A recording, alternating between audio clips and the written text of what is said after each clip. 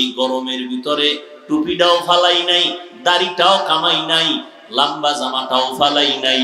যত কষ্ট হোক নামাজ বাদ দেই না রে বাবা, পর্দা রক্ষা করে চলার চেষ্টা করি, আপনাদের পায়ে ধরে ধরে বুঝাবার চেষ্টা করি।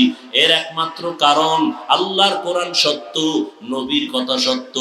গুনাহ নিয়ে কবরে গেলে হাসরের ময়দানে আযাব, কবরে আযাব। নেক আমল নিয়ে গেলে জান্নাত, কবরে শান্তি, পরকালেও শান্তি। আপনার আমার নবী যার কোনো গুনাহ নাই, সেই নবীও আম্মা জান আয়েশার হুজরায় বসে গুনগুন গুনগুন করে কান্না করেন। আম্মা জান আয়েশা রাদিয়াল্লাহু তাআলা আনহা বলেন, রহমতের নবী আমার, কেন আপনি আমার হুজরায় বসে কাঁদেন? আমি আয়েশা কোনো বেয়াদবি করলাম নাকি? বলে না, করো নাই। কেন কাঁদেন হে নবী? নবী বলেন, হাসরের ময়দানে ভয়ঙ্কর অবস্থা হবে, সেই ভয়ে কান্না করতেছি, আমার উম্মতের কি হালাত হবে। আম্মা জান আয়েশা রাদিয়াল্লাহু তাআলা আনহা বলেন, হাসরের ময়দানের হালাত কেমন হবে ইয়া রাসূলুল্লাহ? রহমতের নবী বলেন, ও আয়েশা,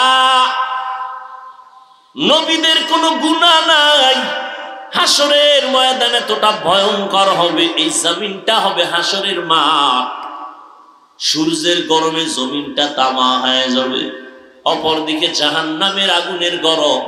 আল্লাহ নিজের রাগান্বিত আওয়াজ দিবেন, লিমানিল মুলকুল ইয়াউম লিল্লাহিল ওয়াহিদিল কাহ্হার।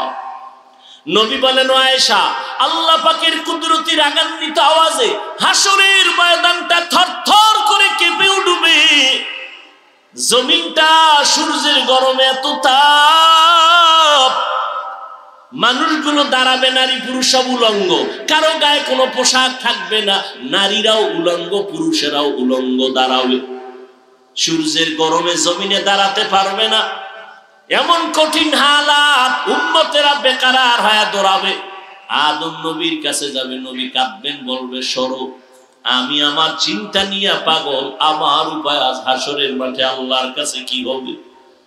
মুসা নবীর কাছে যাবে, তিনিও বলবেন, আমার উপায় কি হবে, আমি সুপারিশ করতে পারবো না। এইভাবে ইব্রাহিম নবী, ঈসা নবীর কাছে যাবে। আম্মা জান আয়েশা বলেন, নবী তারপরে কি হবে? মায়ার নবী বলেন, এই উম্মতেরা সর্বশেষ। যখন কোন নবীর কাছে গিয়ে একটা ঠাই পাবে না, ঘুরতে ঘুরতে আমার কাছে হাজির, আমার দরবারে আসবে উম্মতেরা। ও নবী, আপনাকে কোথায় পাবে? রহমতের নবী বলেন, ও আয়েশা, আমি রব্বে কারীমের মাকামে মাহমুদে সিজদায় পড়ে কান্নায় বিভোর হয়ে যাব। এমন কান্নার আওয়াজ, আমি কান্নায় বিভোর। আমার কান্না দেখে আল্লাহ বলবেন, নবী আপনি কাঁদবেন না, মাথা উঁচু করেন। আল্লাহ পাক আমাকে সুসংবাদ দিয়ে বলবেন, নবী আপনি কাঁদেন, আপনি উম্মতের জন্য। ও আয়েশা, সব নবীরা কান্না করবেন নিজেকে বাঁচাবার জন্য, আর আমি কান্না করে একবারও বলবো না, আল্লাহ আমারে বাঁচায় দেও। আমি কান্না করে বারবার বলবো, আল্লাহ আমার উম্মতের বাঁচাও, আমার উম্মতের বাঁচাও, উম্মতের বাঁচাও। আল্লাহ বলবেন, নবী আপনি কাঁদবেন না, আপনি আপনার উম্মত গুলোকে বেছে বেছে জান্নাতের ময়দানের দিকে নিয়ে যান। আম্মা জান আয়েশা বলেন, নবী কি করবেন? বলে, আমি মনের খুশিতে আমার উম্মত গুলো বাছাই করে করে আমার কাতারে নিয়ে যাব। আম্মা জান বলেন, কোটি কোটি কোটি সহস্র কোটি মানুষের মধ্যে চিনবেন কি করে আপনার উম্মত কারা? মায়ার নবী বলেন, ও আয়েশা, আমার উম্মতেরা যারা 5 ওয়াক্ত নামাজ আদায় করেছে ওযু বানাইয়া, কিয়ামতের ময়দানে ওযুর অঙ্গগুলো নূরের আলোতে ঝলমল করতে থাকবে। আমি দেখে দেখে আমার উম্মতগুলোকে আমার কাতারে নিয়ে হাউজে কাউসারের পানি আমার হাতে পান করাবো। লাইনে দাঁড়াবে আমার উম্মতেরা, কাউসারের পানি পান করাবো। হঠাৎ করে দেখবো আমার উম্মত লাইনে এখনো বাকি, মাঝখানে পর্দা। ও ফেরেশতারা, পর্দা দিলা কেন? ইয়া রাসূলুল্লাহ, এই উম্মত গুলো ভেজাল মার্কা উম্মত, আপনি দুনিয়ার থেকে বিদায়ের পরে আর আপনার দ্বীনের মধ্যে বাড়ায়া কমায়া উল্টা পাল্টা করেছে, নবী আপনাকে মানে নাই। নবী বলেন সোহকান সোহকা লিমান গায়্যারা মিন বাদি, আমি তখন এদের তাড়ায় দিয়া বলবো যাও, আমার কাছে তোমাদের স্থান নাই।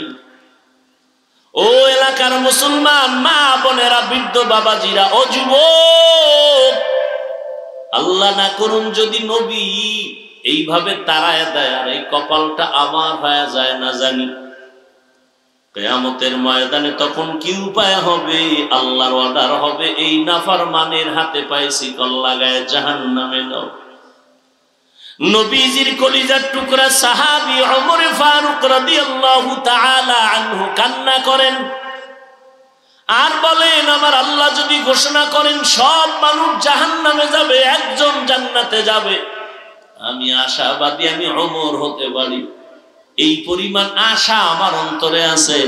পক্ষান্তরে যদি আল্লাহ ওয়াদা করেন, ঘোষণা করেন সব মানুষ জান্নাতে যাবে, একজন জাহান্নামে যাবে, আমি আল্লাহর আযাবের এতটাই ভয় করি যে ওই জাহান্নামী আমি হয়ে যাই নাকি। সাহাবায়ে কেরাম জান্নাতি হইয়াও জীবন ভর কান্নার আওয়াজ। ও যুবক, আজকে তাকায় দেখো, আমি এই কথা একবারও কিন্তু তোমাকে বলি নাই। আমগো মতো হুজুর হও, পাগড়ি লাগাও, একবারও কিন্তু বলি নাই। তুমি স্কুলে পড়ো, আল্লাহর শুকর, পড়া বন্ধ করবা না। তুমি কলেজে পড়ো, পড়ো, চাকরি করো, ব্যবসা করো, বাধা নাই। তুমি ডাক্তার হও, ইঞ্জিনিয়ার হও, প্রফেসর হও, বাধা নাই। অনুরোধ, তবে মা বাবার সাথে বেয়াদবি করিয়া জীবন নষ্ট করবা না। তুমি আদর বলা ডাক্তার হইও, আদর্শ মানে একজন ইঞ্জিনিয়ার হও, কপাল খুলে যাবে। তোমার আচরণে যেন আলেম কষ্ট না পায়, মা বাপ কষ্ট না পায়, মুরব্বীরা কষ্ট না পায়। কারণ মা বাবা, মুরব্বী, ওলামায়ে কেরামের কলিজার বরদোয়া লাগলে তোমার জীবন মরার আগেই ধ্বংসের পথে চলে যাবে। অতএব তুমি আদো বলা ডাক্তার হইও, তোমার আচরণে যেন মায়ের কলিজা ঠান্ডা হয়। তোমার মতো যুবক এখনো তাকাইয়া দেখো ডানে বামে, স্কুলে পড়ে, কলেজে পড়ে, 5 বেলার নামাজ পড়ে, মিথ্যা বলবা না, সত্যটা স্বীকার করো, আছে না নাই? বালিশে মাথা লাগা একটু মনের প্রশ্ন করিও, তুমি কেন পারবা না? তোমার মতো যুবক রাস্তায় গাড়ি চালায়, ড্রাইভারি করে, নামাজ ছাড়ে না, তুমি কেন পারবা না রে বাবা? জীবনে চালাকি তো কম করলা না, জীবনে তো নামাজ কম ছাড়লা না, জীবনে তো আলেমদের বিরোধিতা কম করলা না, কিন্তু ফায়দা কি হইল তোমার? কি লাভ হইল তোমার? কই, তোমার তো কোনো লাভ হয় নাই, বরং তোমার মাও তোমার উপরে বেজার, তোমার বাবাও তোমার উপরে বেজার। কারণ ওই সন্তানটাই আলেমের বিরোধিতা করতে পারে যেই সন্তানটার উপরে মা বাবার বরদোয়া থাকে। মা বাবার বরদোয়া থাকলেই ওই সন্তান আলেমের বিরোধিতা করে, ইসলামের বিপক্ষে কথা বলে, মা বাবার বরদোয়া থাকার কারণে। আর মা বাবা যেই সন্তানটারে কলিজা দিয়া দোয়া করবে, ওই সন্তান ভিন্ন কারোর সাথে চূড়ান্ত পর্যায়ের বেয়াদবি করতে পারবে না। আল্লাহ হেফাজতের ব্যবস্থা করবেন। কারণ হাদিসে স্পষ্ট নবী বলেন, যেই সন্তানের উপরে মা বাবা খুশি, আমি আল্লাহও খুশি। ও যুবক, তোমার মতো যুবক তাকায় দেখো, কৃষি কাজ করে, নামাজ ছাড়ে না। তোমার মতো যুবক র্যাব, আর্মি, পুলিশ, বিডিআর এর চাকরি করে, নামাজ ছাড়ে না। বলো তুমি কেন পারবা না? আমরা যারা নামাজ পড়ি, রোজা রাখি, দাড়ি রাখলাম, কই সমস্ত বিধর্মীরা আমাদের দুশ্মনী করে। এমনকি কিছু নামদারি মুসলমানেরাও আমাদের পিছনে লেগে আছে, বিরোধিতা করে। আলহামদুলিল্লাহ, এরপরেও তো আমগো সম্মান কমে নাই, কমছে। করোনার ভেতরে স্কুল বন্ধ, কলেজ বন্ধ, ট্রেন বন্ধ, ফ্যাক্টরি বন্ধ, দোকান বন্ধ, সব দুনিয়া স্তব্ধ হয়ে গেল। আল্লাহর কসম, ইতিহাস ভুলে যাইও না, কোরআনের একটা মাদ্রাসাও বন্ধ হয় নাই।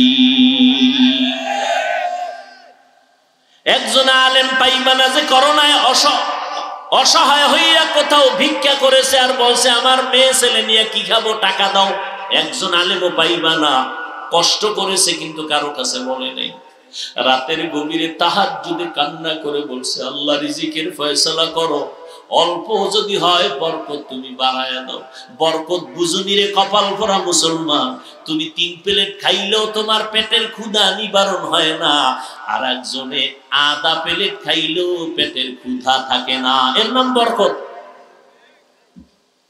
তোমার একা লাগে 3 প্লেট, আর বরকতি খানা 1 প্লেট দিয়া 5 জনের পেট ভরে যায়। এটা কেমনে সম্ভব? আমার মাওলার কুদরতে সম্ভব।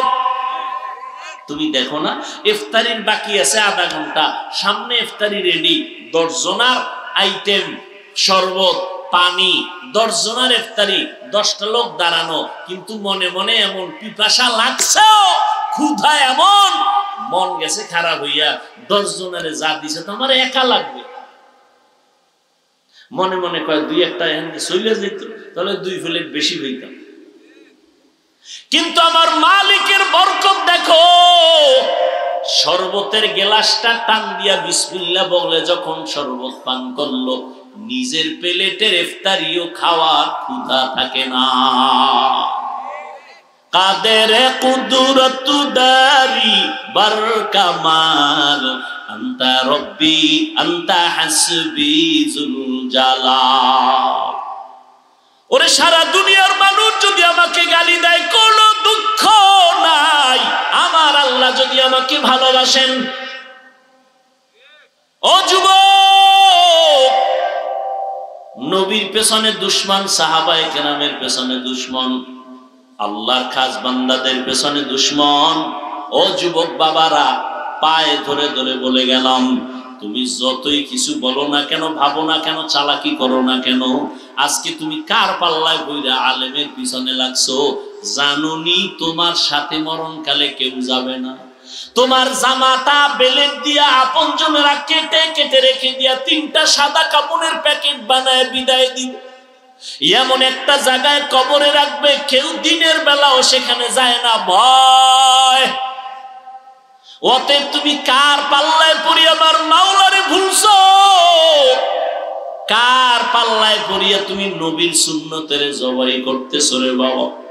তুমি জানোনি তুমি যদি তার সাথে আঘাত লাগায় দাও, মোবাইলের নাম্বার ডিলিট করবে, পারলে তোমার কল্লাটারে দেহ থেকে ডিলিট করে দিবে।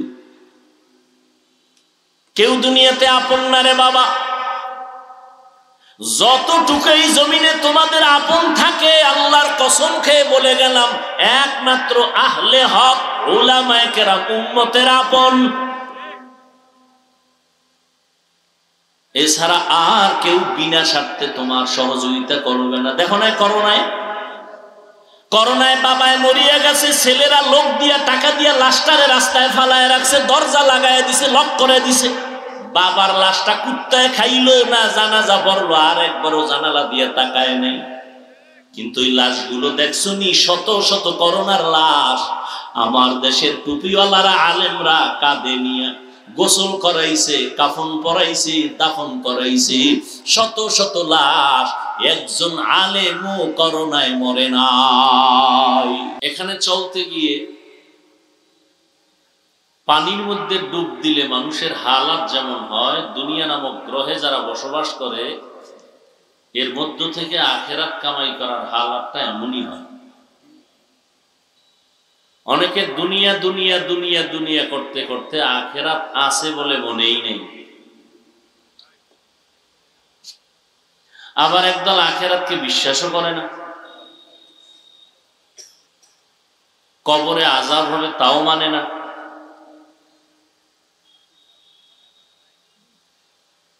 কেউ বলে আমি কোনো ব্যক্তি মানি না, হাদিস মানি।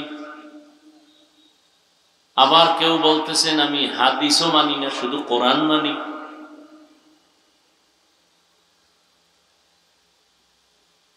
এইভাবে ফিতনা চতুর্মুখী, নফস শয়তানও পেছনে আঁকড়ায় ধরছে,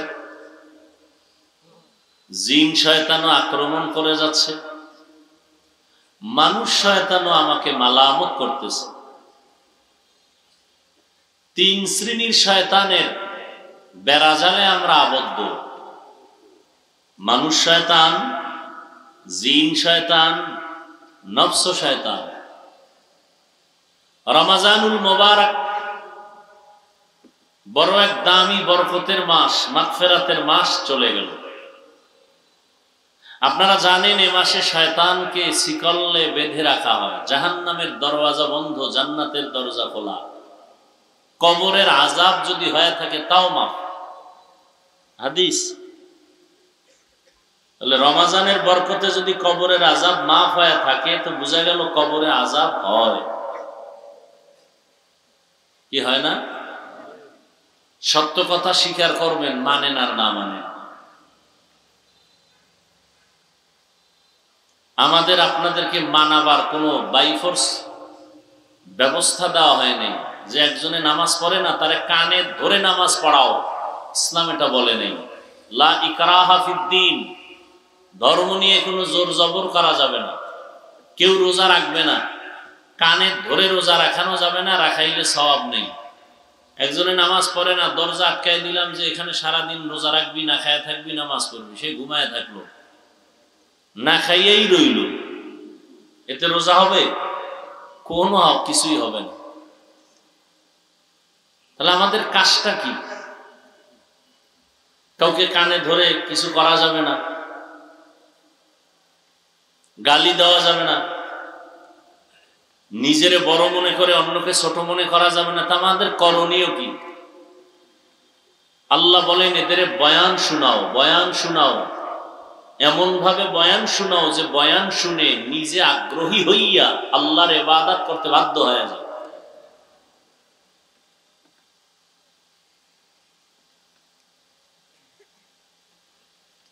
এই দুনিয়া নামক গ্রহ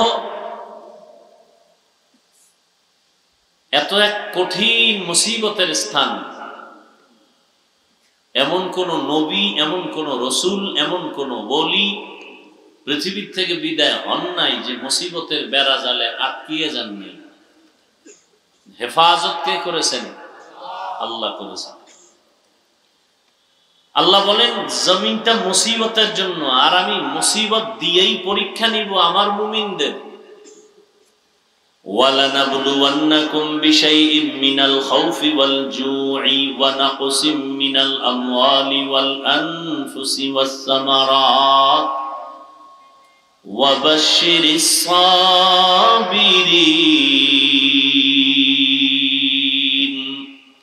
পাঁচটা জিনিসের দ্বারা আল্লাহ পরীক্ষা নেবেন মুমিনের। তারাই পাস করবে যাদের মধ্যে একটা পুঁজি থাকবে, মেডিসিন থাকবে। যে মেডিসিন না থাকলে পাঁচটা কেন, সে একটা পরীক্ষায় আংশিক পাস করতে পারবে না। ওই মেডিসিনের নাম ধৈর্য। الذي خلق الموت والحياة ليبلوكم أيكم أحسن عملا وهو العزيز الغفور।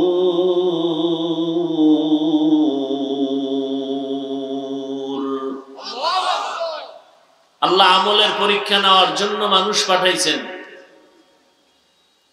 ধৈর্য যাদের নাই তারা ফেল, যাদের ধৈর্য আছে তারা পাস। পৃথিবীর শ্রেষ্ঠ ধৈর্য ধারণকারী আম্বিয়ায়ে কেরাম, দ্বিতীয় সিরিয়ালে সাহাবায়ে কেরাম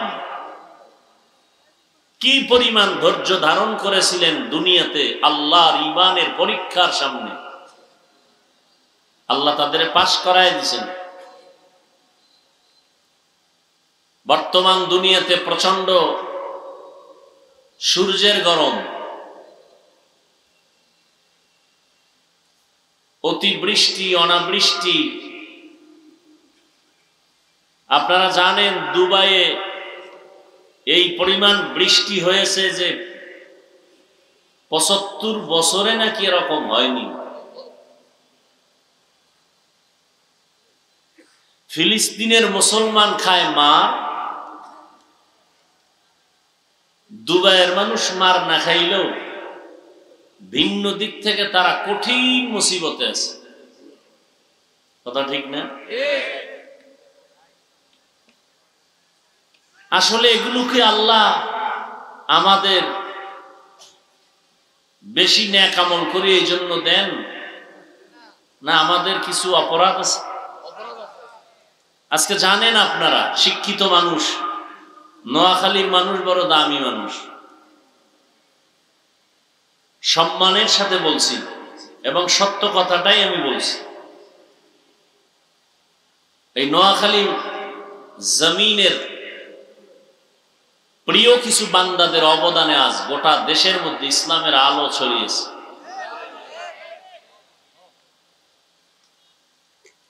হাবিবুল্লাহ মেজবা রহমতুল্লাহ আলাই নাম শুনছেন? কোথায় বাড়ি? চাটখিল। উজানির কারি ইব্রাহিম রহমতুল্লাহ আলাই,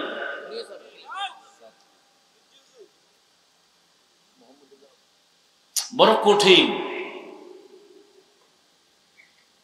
এখানে বিদ্যুতের বাতি জ্বলে কেন?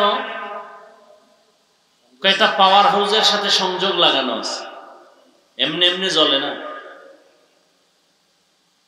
পাওয়ার হাউস থেকে যদি লাইন বন্ধ করে দেয়া হয়, কারো শক্তি নেই এখানে নতুন করে আবার বাতি জ্বালাবে, বিদ্যুতের বাতি জ্বালাবে, ভিন্ন কোন উপায়ে জ্বালাতে পারে। চরমনাই এত আলোকিত কেন? বলে উজানির কারি ইব্রাহিম রহমতুল্লাহ আলাইহির রুহানি তাওয়াজ্জু লেগেছে। কারি ইব্রাহিম নোয়াখালীর সন্তান, এত দামি হলেন কেন? বলে পৃথিবীর মধ্যে একজন কুতুবুল আলম, কোরআন হাদিসের ইলমের জাহাজ, ভণ্ডরা বেদাতিরাও তাকে চিনে, তার নাম জানে, কত বড় আলেম তিনি, রশিদ আহমদ গাঙ্গুহি। তার তাওয়াজ্জু লেগেছে কারি ইব্রাহিমের উপর। অন্ধকার জায়গা ছিল এই মাঠ, আলো কেন? বলে আলোকিত বাতির ফোকাস লেগেছে। মানুষ, আমি ছিলাম অন্ধকারে, আজকে প্রচন্ড গরমে এই মাঠে এত মানুষ কেন? না থাকারই কথা। একমাত্র কোরআনের আলো তাদের অন্তরে আছে। নোয়াখালীর জমিন যে দামি, এর আজকের এটাও একটা নমুনা। আমি একটু আগেই কিন্তু বলেছি, মানেন আর না মানেন, সত্য কথা স্বীকার করবেন। আর স্বীকার করতে গিয়া বিড়ালের মতো নয়, বাঘের মতো স্বীকার করবেন। মুস্তফা আল হুসাইনি রহমতুল্লাহ আলাইহি লাকসাম, এক সময় তো এর আন্ডারেই ছিল, পরে না কুমিল্লা ভাগ হয়ে গেছে।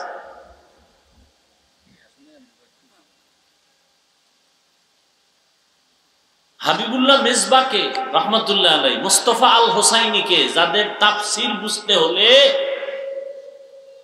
কিছু জ্ঞান নিয়ে বসলে কিছু বুঝতো, যে কেউ বুঝতে পারতো না। এখনো মিডিয়ার জগতে ঢুকলে দুই একটা বয়ান পাওয়া যেতে পারে, শুনলে বুঝবেন তাফসীর কাকে বলে। এখন তো ঘরে ঘরে মুফাসসির, কি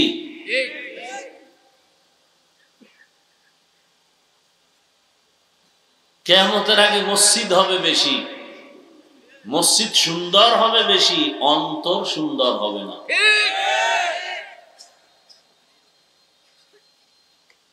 ওয়াজ মাহফিল তামাশা হয়ে গেছে। বক্তার বয়ান কেমন, শ্রোতাদের হালাত কেমন, বক্তার নমুনা কেমন, টুপি কেমন, কথার ঢং কেমন, বাচন ভঙ্গি কেমন, সব মিলাইয়া আমি যা বুঝাইতে চাই, দুনিয়া নামক গ্রহটা এক মুসিবতের দাবানল। আল্লাহ বলেন সাবধান,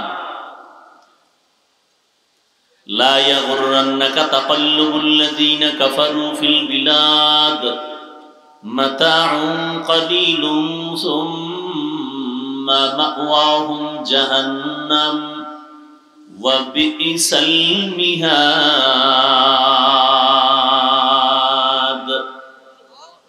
কাফের বেঈমানদের অট্টালিকা গুলশান দেখে পাগল হইও না। তুমি মুমিনের জন্য যেই বাড়িধারা গুলশান আল্লাহ বানায় রাখছেন,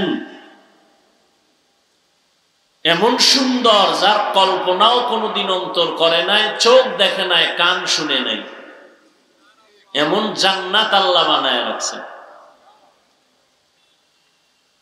জান্নাতি হইয়া যারা মরবে, ইন্তেকালের আগ মুহূর্তে জান্নাতের ছবিটা তাকে আল্লাহ দেখায় দিবেন। জান্নাতীরা তখন দেখে হাসতে হাসতে মৃত্যুর বিছানায় পড়ে যাবে। আর গুনাহগারেরা জাহান্নামী যারা মৃত্যুর কালে কোন জাহান্নাম তার জন্য অবধারিত ছবিটা দেখবে, দেখে ভয়ে আতঙ্কিত অবস্থায় চোখ উল্টায় যাবে, হাত পা বাঁকা হয়ে যাবে, এমতো অবস্থায় মৃত্যুর কোলে ঢলে পড়বে। এমনই তো হয়।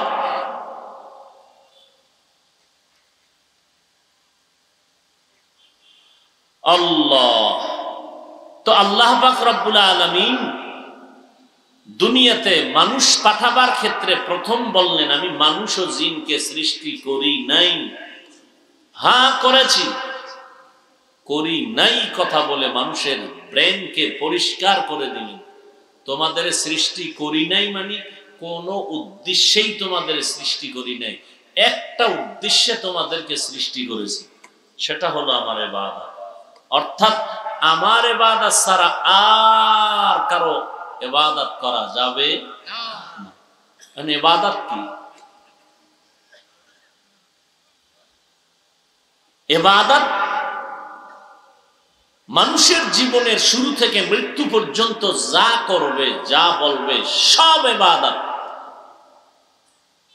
সব ঘুমাবেন ইবাদত, খানা খাবেন ইবাদত, খাবেন না তাও ইবাদত, বাজারে যাবেন ইবাদত, ডাক্তার হবেন ইবাদত। আমরা অনেকে মনে করি শুধু তাসবিহ টানা, নামাজ পড়া, রোজা রাখা এটা ইবাদত। ইবাদতের একটা অংশ নামাজ, ইবাদতের একটা অংশ রোজা। মানুষের পুরা জীবনটা ইবাদতের পর্দায় আটকানো। কান্না করবেন ইবাদত, হাসবেন তাও ইবাদত, নামাজ পড়েন এটা যেমন ইবাদত, নামাজ না পড়াটাও ইবাদত, রোজা রাখা যেমন ইবাদত, রোজা না রাখাটাও ইবাদত। ছিদ্রান্বেষণকারীরা এতটুকু বয়ান শুনে যদি চলে যায়, আর আগামীকালকে যদি ঘোষণা দেয় নামাজ পড়া ইবাদত, না পড়াটাও ইবাদত, যেমন আমি বলছি এই অংশটুকু কেটে দিয়ে দিবে, নামাজ না পড়াও ইবাদত, বাস এতটুকু দিয়ে দিবে। এরকম আমার প্রিয় কিছু বন্ধু আছে তো, থাকা ভালো, থাকা কি ভালো। বলে তাবলীগের এত বাড়াইলো কে? আমি বললাম দুশ্মনের দুশ্মনী। কওমি মাদ্রাসা কমছে না বাড়ছে? সত্য কথা আমি কিন্তু শুরুতেই বলছি, মানেন আর না মানেন স্বীকার করবেন, কওমি মাদ্রাসা কমতেছে না বাড়তেছে? কারণ কি? দুশ্মনের দুশ্মনী এগুলোকে বাড়াচ্ছে। দুশ্মনের দুশ্মনী, যত দুশ্মনী করবে আরো বাড়বে। বাংলাদেশের প্রত্যেকটা ঘর হবে একসময় কওমি মাদ্রাসার একটা কারখানা, একটা গোডাউন। এর কারণ বান্দা চাইলে কিছুই হয় না, আল্লাহ চাইলে সব হয়। বান্দা চাইলে কিছুই হয় না, আল্লাহ চাইলে সব হয়।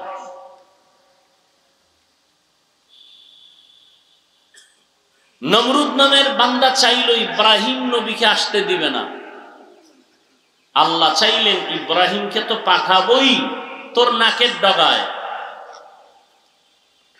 নমরুদেরটা টিকলো না, কাঠটা টিকলো। ফেরাউন চাইল মুসা নামের বান্দা জমিনে আসবে না, শত শত শত বাচ্চাকে হত্যা করেছে। আল্লাহ চাইলেন মুসাকে আমি পাঠাবই, তোর ঘরে পাঠাইয়া, তোর টাকায় খাওয়াইয়া বড় বানায়, তোর গালে চর লাগায় তোকে সাইজ করবো। কাটটা টিকলো? ভারতের ব্রিটিশ বেঈমান ওরা চাইলো ভারতের জমিনে কোরআনের আলো থাকবে না, শত হাজারো মাদ্রাসা সরকারের টাকায় চলতো, তার তালা লাগায় দিল, টাকা বন্ধ করে দিল, হাজার হাজার হাজার আলেমকে জিন্দা জবাই করে ফাঁসি দিয়ে গাছের সাথে লাশটা ঝুলাই দিল। ভারতের জমিনে কোরআনের আলো রাখবেন না। আল্লাহ চাইলেন পৃথিবীতে যত কোরআনের আলো জ্বলবে তার পাওয়ার হাউস হবে ভারতে। হয়েছে না হয় নাই? কি কি দেওবন্দ। আপনারা জানেন মিশরে একটি আরবি বিশ্ববিদ্যালয় আছে, জানেন? নাম বলেন। জামিয়া আল আজহার। এটা এমন একটা আরবি বিশ্ববিদ্যালয় যার দ্বিতীয় কোনো শাখা পৃথিবীতে নেই। কোন শাখা? দেওবন্দ আরবি বিশ্ববিদ্যালয়টা এমন একটা বিশ্ববিদ্যালয় যার শাখা নাই বলতে কোনো রাষ্ট্র নাই। বর্তমান দুনিয়াতে ইসলামের লাইনে যত খেদমত চলে প্রত্যেকটা লাইনে দেওবন্দীদের সর্বোচ্চ অবদান। অস্বীকারী মুনাফিক।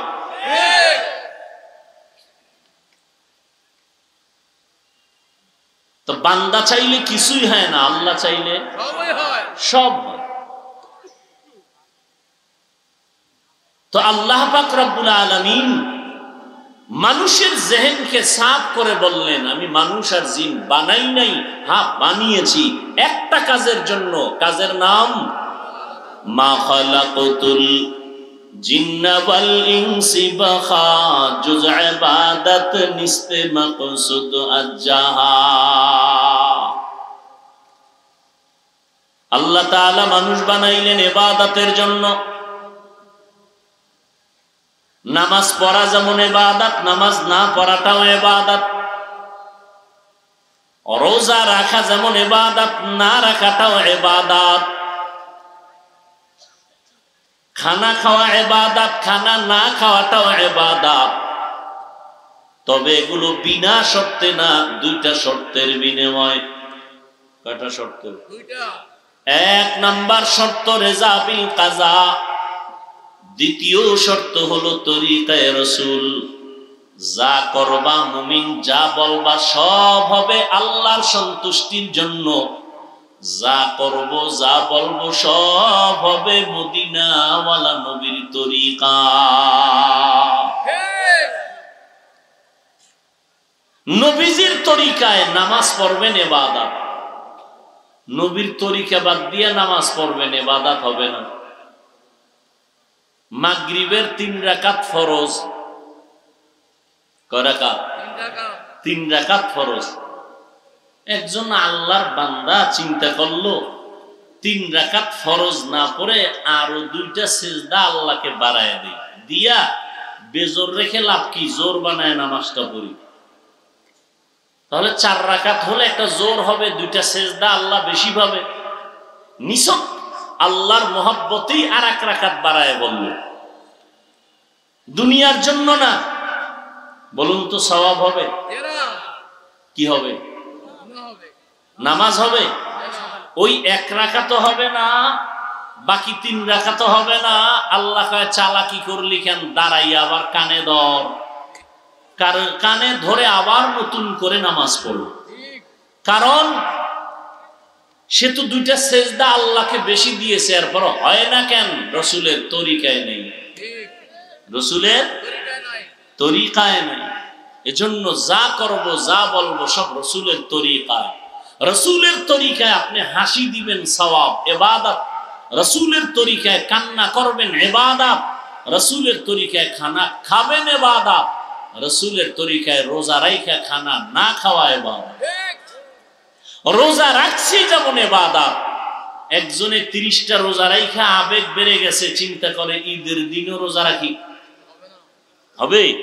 কেন? নবীজির তরিকায় নাই। হামসুরাতো হামসিরাতে মুস্তফা দর তামামি हाले उकुन इत्तिबाए सुन्नते खैरुल बशर गिरे लाज़िम तबयबी ऐ पेशा। এরে নবীর আশিক ভালো করে শুনো, আল্লাহ মানুষ ইবাদতের জন্য দুনিয়ায় পাঠাইছেন, আর কোন কাজের জন্য আল্লাহ পাঠান নাই। জমিনে মানুষ তুমি যা করবা সব ইবাদত, বিবাহ করা ইবাদত, সন্তানাদি নেয়া ইবাদত। রহমতের নবী বলেন, তুমি নিজের হালাল কামাই রুজির একটা অংশ তোমার স্ত্রীর পেছনে যদি ব্যয় করো, কিয়ামতের ময়দানে এই অংশটার সওয়াব নেকের পাল্লায় উঠানো হবে। স্ত্রীকে যদি একটা লোকমা দাও, একটা কাপড় দাও, সাদকা হিসাবে সওয়াব। সন্তানের পেছনে যা ব্যয় করবা সব সাদকার সমান সওয়াব। আল্লাহ রাব্বুল আলামিন মানুষকে বেশি ভালোবেসেছেন, কারণ এই জমিনের মধ্যে আল্লাহ মানুষকে বড় মহব্বত করে বানাইছেন। ফেরেশতাকে আল্লাহ এত মহব্বত করেন না, মানুষকে যে মহব্বত করেন। আর এই মানুষের ভেতরে আল্লাহর কাছে আরো বেশি দামি, বেশি প্রিয় যাদের ভেতরে থাকবে আল্লাহর মহব্বত, আল্লাহর মহব্বত, রাসূলের মহব্বত। আল্লাহ পাক রব্বুল আলামিন বলেন, ও গোলাম, ইবাদতের জন্য আমি দুনিয়াতে পাঠাইলাম। তার মানে এটা না যে ইবাদত করতে গেলে ব্যবসা করা যাবে না, ইবাদত করতে গিয়া চাকরি করা যাবে না, এটা ভুল কথা। আমার নবীও ব্যবসা করেছেন, সাহাবায়ে কেরামও ব্যবসা করেছেন, আউলিয়ায়ে কেরাম ব্যবসা করেছেন। ব্যবসা করাটাও ইবাদতের অন্তর্ভুক্ত। আল্লাহ বলেন, আহাল্লাল্লাহুল বাইআ ওয়া হাররামার রিবা, আমি ব্যবসাকে করেছি হালাল, সুদকে করেছি হারাম। ব্যবসা হালাল, সুদ কি হারাম,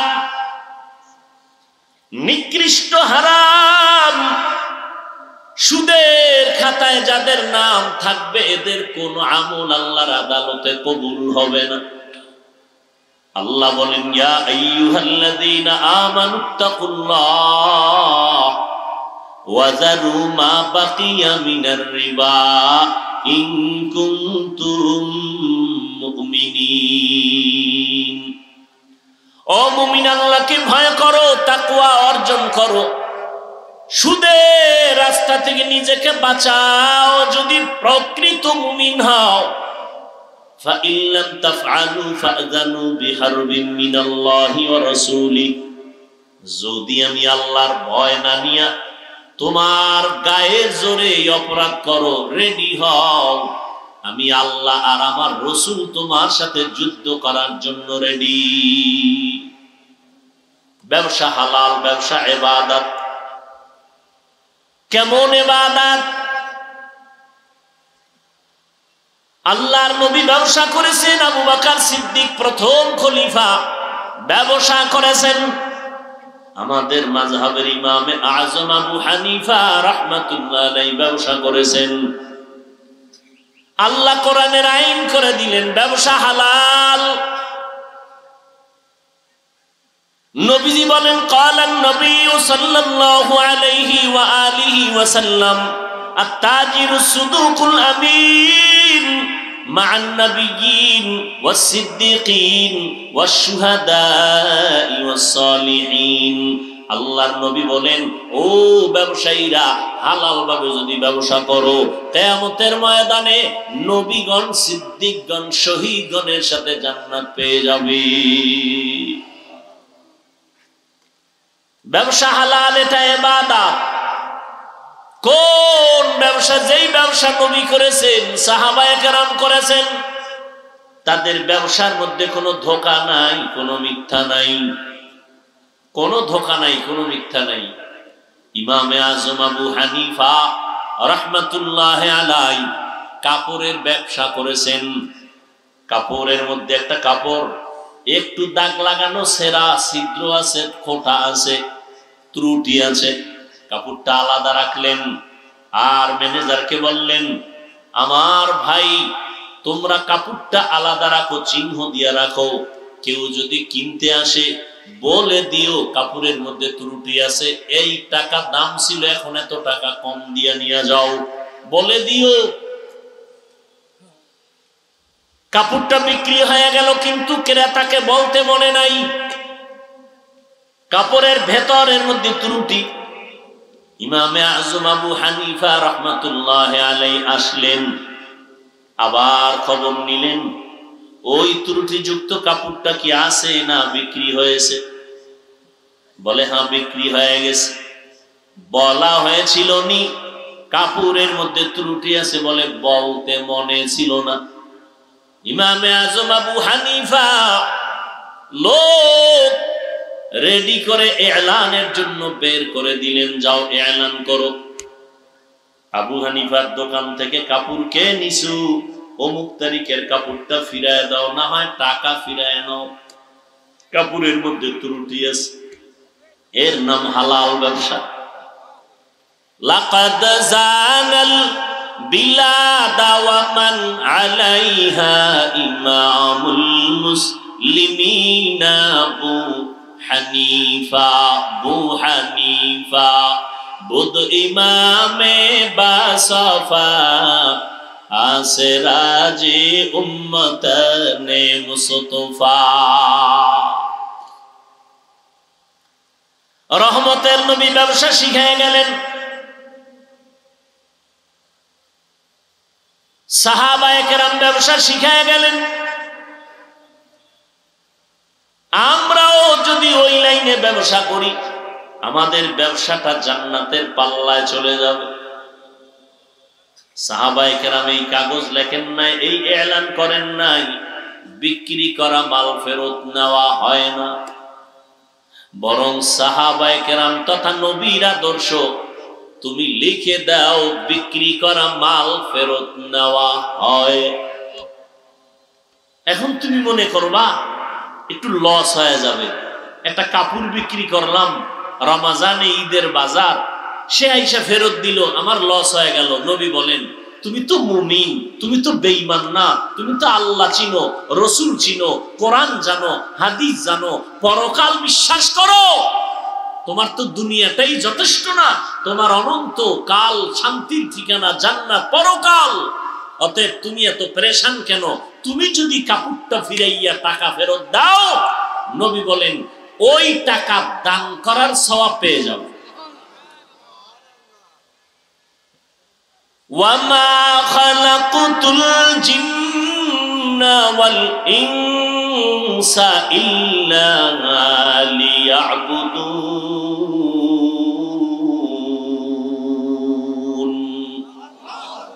আল্লাহ মানুষ ও জিনকে ইবাদতের জন্য বানাইলেন। ঘুমাইবেন তাও ইবাদত, যদি নবীর তরিকায় হয়, নবীর তরিকায় ঘুম যাবেন তাও ইবাদত। নবী বলেন, কোন মুমিন যদি এশার নামাজ পড়ে ঘুমিয়ে যায়, আবার ঘুম থেকে উঠে যদি আবার ফজরের নামাজ আদায় করে, নবী বলেন তুমি ঘুমাইয়া যেই সময়টা বিছানায় কাটাইছো, ওই সময়টাও নেকের পাল্লায় ওজন দেওয়া হবে। আতিনা ফি দারে দুনিয়া না হাসান, আতিনা ফি দারে উকবা না হাসান, ইয়া গিয়াসাল মুস্তাগীসিন ইহদিনা লফতিখারা বিল উলুমে ওয়াল গিনা। হর গোরি দে নেকো তু তৈয়ার হ্যায়, जो न मांगे उससे तू बेजार है। ঘুমটাও ইবাদত, বাথরুমে যাবেন তাও ইবাদত, সওয়াব হবে, গুনাহ হবে না। নবীর তরিকায় যাবেন, বাম পা দিয়া বাথরুমে ঢুকবেন, দোয়া পড়ে, দোয়া পারেন না শুধু বিসমিল্লাহ বলে ঢুকবেন, বাথরুম বাথরুম ভেতরের অংশটা একটা ফিতনার জায়গা, একটা মুসিবতের জায়গা। অদৃশ্য দুশমন ওই বাথরুমে বসে আছে। এজন্য নবী বলেন, খালি মাথায় বাথরুমে যেও না, খালি পায়ে যেও না। খালি মাথায় বাথরুমে যাইও না, খালি পায়ে বাথরুমে যাও না। বাম পা দিয়া ঢুকো, দোয়া পড়িয়া ঢুকবার, দোয়া যদি না পারো অন্তত বিসমিল্লাহ বলে ঢুকো। বাথরুমে গিয়া যখন বসবা হাঁটুর উপরে কাপড় উঠাবা না। কাফের মুশরিকরা কয়, তুমগো নবী শ্রেষ্ঠ নবী না? কাহা কয়, তুমগো নবী শ্রেষ্ঠ কেমনে? বাথরুম কেমনে করবে তাও হাতে নাতে শিখায়। এটা একটা কথা হইল? আমার নবী কেমনে বাথরুমে যাবে, পানিটা ব্যবহার কোন সিস্টেমে করবে, বসবে কেমনে, তাও আমার শ্রেষ্ঠ নবী শিখায় গেছে। বাথরুমে গিয়া বসবে, হাঁটুর উপরে কাপড় উঠবে না। নাম্বার 2, বাম পায়ের উপরে ভর করে বসবে, এটা সুন্নাত।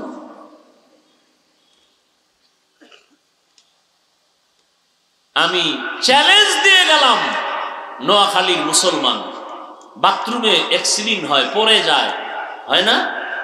আল্লাহর কসম করে বলে গেলাম, রাসূলের সুন্নাত অনুযায়ী যদি বাথরুম ব্যবহার করো, ইনশাআল্লাহ ফেরেশতা এসে তোমার সাহায্য করবে। কয়জনে বাথরুমে গিয়ে আমরা টিস্যু ব্যবহার করি, খালি মাথায় যাই না, খালি পায়ে যাই না? কয়জন?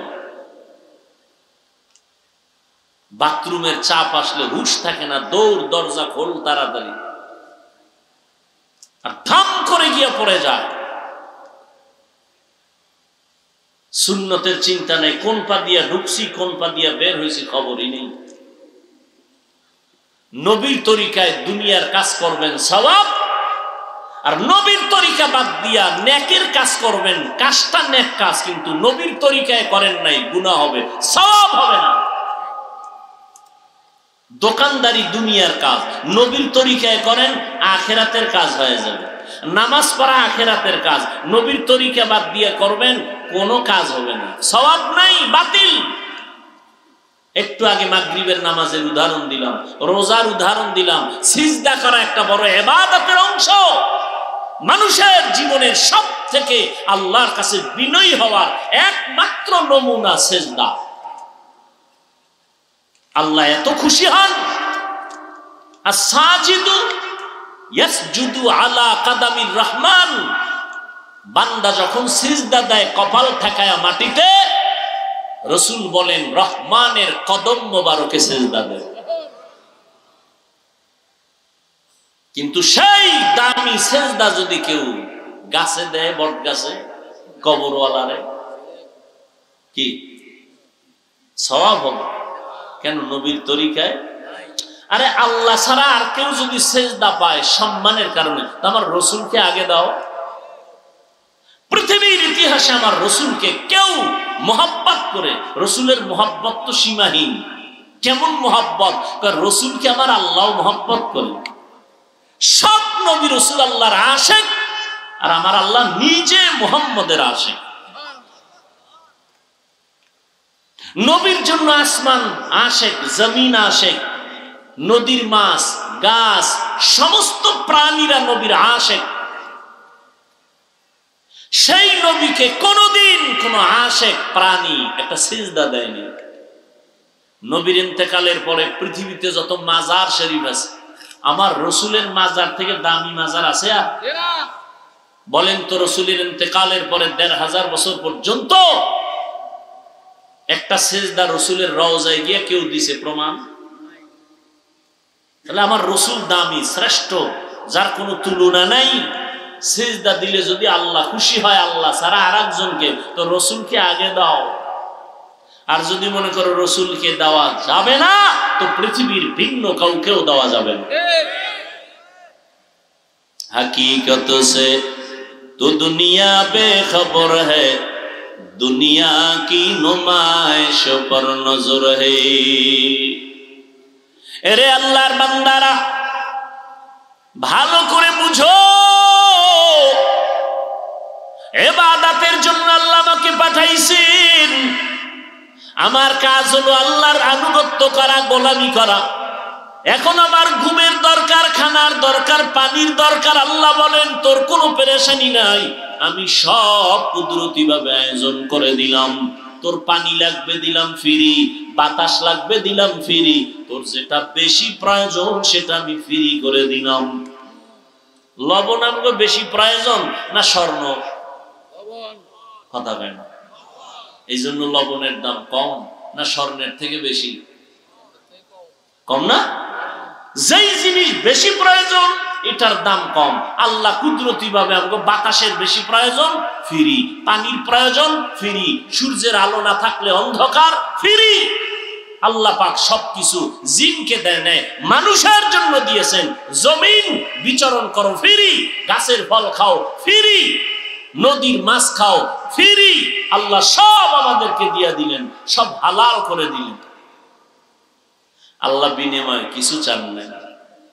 দুনিয়ার মেধাওয়ালারা, ইঞ্জিনিয়ার সাহেবরা মেধা খাটাইয়া আল্লাহ দেওয়া সূর্যের আলোটারে মেশিন দিয়া কন্ট্রোলিং পাওয়ারে নিয়া নতুন করে এটাকে আবার বিদ্যুৎ উৎপাদন করেছে, সৌর বিদ্যুৎ ঘরে ঘরে দিয়া মাসে মাসে টাকা নেয়।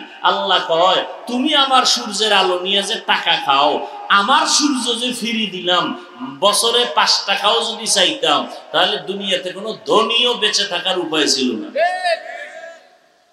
আমি সূর্যের আলো দিলাম ফ্রি, চাঁদের আলো দিলাম ফ্রি, বাতাস দিলাম ফ্রি, সব ফ্রি দিলাম, বিনিময় কিচ্ছু চাই নাই।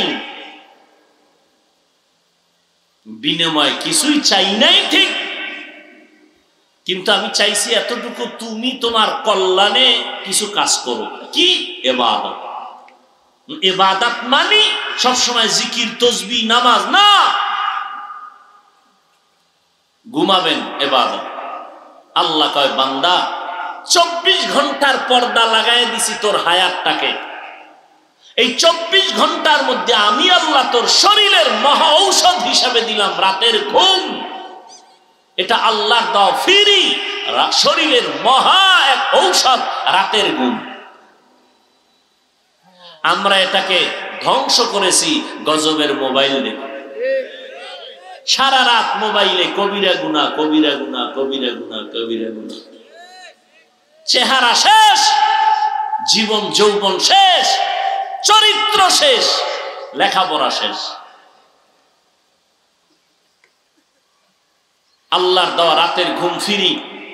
আল্লাহ বলেন বান্দা 24 ঘন্টার 22 ঘন্টা তোমাকে দিলাম, তুমি তোমার ব্যক্তি কাজে লাগাও, দোকানদারি, ব্যবসা, চাকরি, লেখাপড়া। 22 ঘন্টা তুমি এটা তোমার ব্যক্তি কাজে লাগাও। 24 ঘন্টার 22 ঘন্টা তোমার ব্যক্তি পরিবারে দাও। থাকে কয় ঘন্টা বলেন?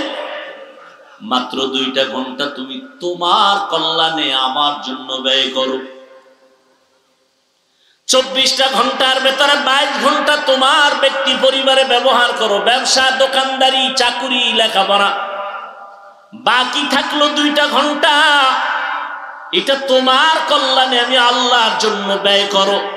তাও একত্রে পারবা না, তোমার সময় হাতে নাই, একত্রে 2 ঘন্টা দিতে পারবা না। আমি আল্লাহ কত দয়া তোমারে করেছি। আমি আল্লাহ পাক এই 2 ঘন্টা সময় আলাদা ভাগ ভাগ করে দিলাম যাতে তোমার কাজের ক্ষতি না হয়।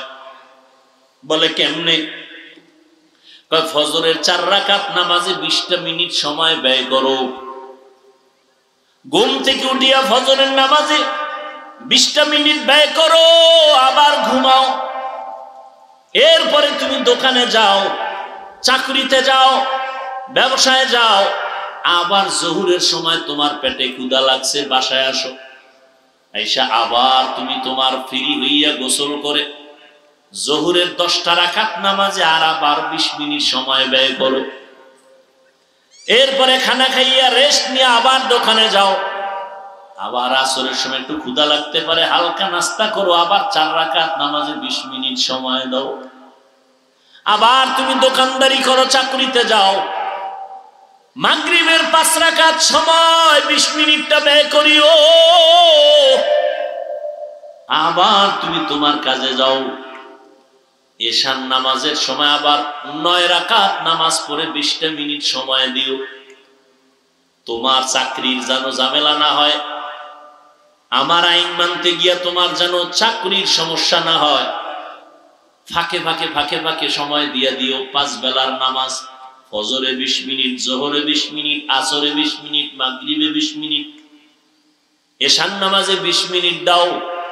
দিয়ে এরপরে নামাজ পড়ে তুমি বাসায় গিয়া স্ত্রী পরিবারের হক আদায় করে ঘুমাও। ও আল্লাহর বান্দা, আমার দেওয়া ফিরি বাতাস ভোগ করলা, পানি ভোগ করো ফিরি, আমার দেওয়া সূর্যের আলো ভোগ করলা ফিরি, আমার দেওয়া চাঁদের আলো ভোগ করতেছো ফিরি। আমি বিনিময়ে কিচ্ছু চাই নাই। আমি বলি নাই আমার ঘরে আইসা গামছা কোমরে বাইদা ইবাদত করো, পরিবারে যাইবা না। আমি আল্লাহ এমন আইন করি নাই। একজন সাহাবী নবীর কাছে গিয়া বলেন, ইয়া রাসূলুল্লাহ, আমার মনে চায় আমি জঙ্গলে যাইয়া সারা দিন রোজা রাখি, সারা রাত ইবাদত করি, বিয়ে শাদী করব না। মদিনার নবী বলেন, লা রহবানিয়াতা ফিল ইসলাম, ইসলামের মধ্যে বৈরাগ্যের একাকিত্বের কোনো স্থান নাই। অতএব তুমি সবারে মিলাইয়া আল্লাহর ইবাদতে সময় কাটাও। আল্লাহ বলেন, আমার দেওয়া পানি, আমার দেওয়া বাতাস, আমার দেওয়া সবকিছু করলি, আমি আল্লাহ বিনিময়ে কিছুই চাইলাম না। তোর চাকরি করা বন্ধ কর তাও বলি নাই, ব্যবসা বন্ধ করো বলি নাই, লেখাপড়া বন্ধ করো বলি নাই। সব ঠিক রাখার ফাঁকে ফাঁকে 20 মিনিট করে সময় দিয়া ফজরের 4 রাকাত নামাজ পড়ো, মাগরিবের 5 রাকাত পড়ো, আসরের 4 রাকাত পড়ো।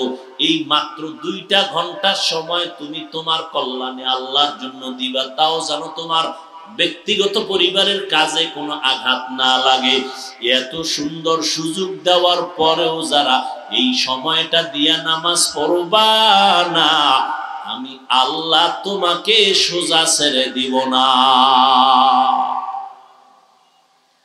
আমি আল্লাহ পাক তোমার জন্য বানায় রাখছি জাহান্নাম। ইন্নাল আবরারা লাফি নাঈম ওয়া ইন্নাল ফুজ্জারা লাফি জাহিম। নেক আমল করিয়া যদি আসো জান্নাত, গুনাহ করিয়া যদি যাও জাহান্নাম। জান্নাতটা কেমন, জাহান্নাম কেমন, আল্লাহ তাও কোরআনে বয়ান করেছেন।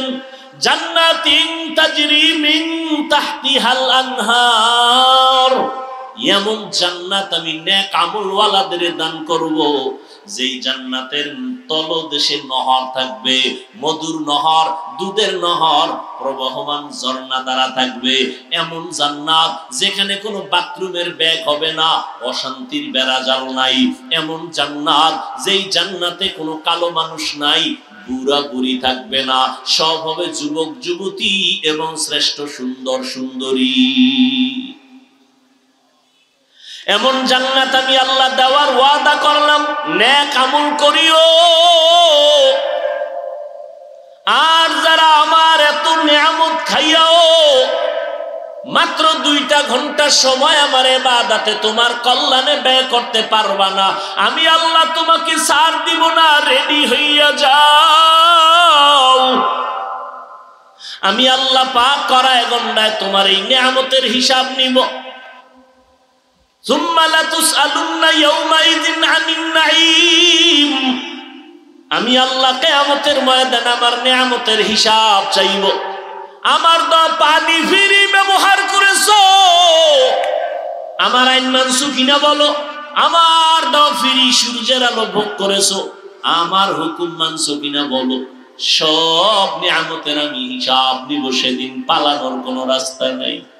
ও যুবক, কয়দিন আর দুনিয়াতে বাহাদুরি করো, একটা দিন নাই যুবকের লাশের খবর নেই। কয়দিন আর বাঁচবা দুনিয়ায়, গাড়ির নিচে যুবকের লাশ, পানির নিচে যুবকের লাশ, ঘুমের বিছানায় যুবকের লাশ। ও যুবক, আল্লাহর কোরআন সত্য, নবীর কথা সত্য। কেমন সত্যবাদী নবী আমার, 63 বছর হায়াতে ভুলেও কোনোদিন একটা মিথ্যা কথা বলেন নাই। ওই নবীর কথা মিথ্যা মনে করিও না রে বাবা। আজকে আমি তোমার পায়ে ধরে ধরে বুঝাইতেছি রে যুবক, এত কষ্ট করি, এত বুঝাই, তাবলীগওয়ালারা, পীর সাহেবরা, ওলামায়ে কেরাম, জুমার খতিবরা এত বয়ান করেন, বিনয়ের সাথে পাও ধরে বয়ান করে, এত বুঝাই, কারণটা কি রে বাবা? আজকে আমিও তো তোমার মতো প্যান্ট শার্ট টাই লাগায় দাড়ি কাইটা যদি রাস্তায় চলতাম, কেউ আমারে বাধা দিত না, আমি স্বাধীনভাবে চলতে পারতাম, কিন্তু না। ও যুবক, এতক্ষণ যে বয়ান করলাম একবারও কিন্তু বলি না আমার মতো পাস করলি লাগাও, না হয় জাহান্নামে যাইবা, তাবলীগ না করলে জাহান্নামে যাইবা, কওমি মাদ্রাসায় না পড়লে জাহান্নামে যাইবা, একবারও বলি না রে বাবা। বরং আমি তোমাকে আশ্বাস দিয়ে গেলাম, কলিজা দিয়ে দোয়া করে গেলাম, স্কুলে পড়ো পড়ো, কলেজে আসো থাকো, ভার্সিটিতে আসো থাকো, ডাক্তার হও, দোয়া করে গেলাম আল্লাহ তোমাকে ডাক্তার বানাক, ইঞ্জিনিয়ার হইও, তুমি একজন প্রফেসর হও, তবে আমার দাবি একটা, বেয়াদব হইবা না। তোমার ব্যবহারে যেন কোনোদিন মা বাপ কষ্ট না পায়, আলেম কষ্ট না পায়। ও যুবক, তুমি মনে করো আমি তোমার দুশ্মন, আসো কাছে আসো, 2 দিন ঘুরো, দেখবা তুমি আমার মতো বন্ধু আর কাউকে পাবা না। ও আল্লাহর বান্দারা, তোমার সাথে আমার তো কোনো দুশ্মনী নাই, তুমি আমারটা খাও না, আমি তোমারটাও খাইয়া পড়া চলি না। আল্লাহর মহব্বত নিয়ে ভালোবাসি, মহব্বত করি। ও আল্লাহর বান্দার পরেও যদি তোমার অন্তরে কিছু থাকে, আমার সামনে এসে বলো। পেছনে পেছনে কেন চিৎকার দাও, পেছনে পেছনে কেন লেখালেখি করো?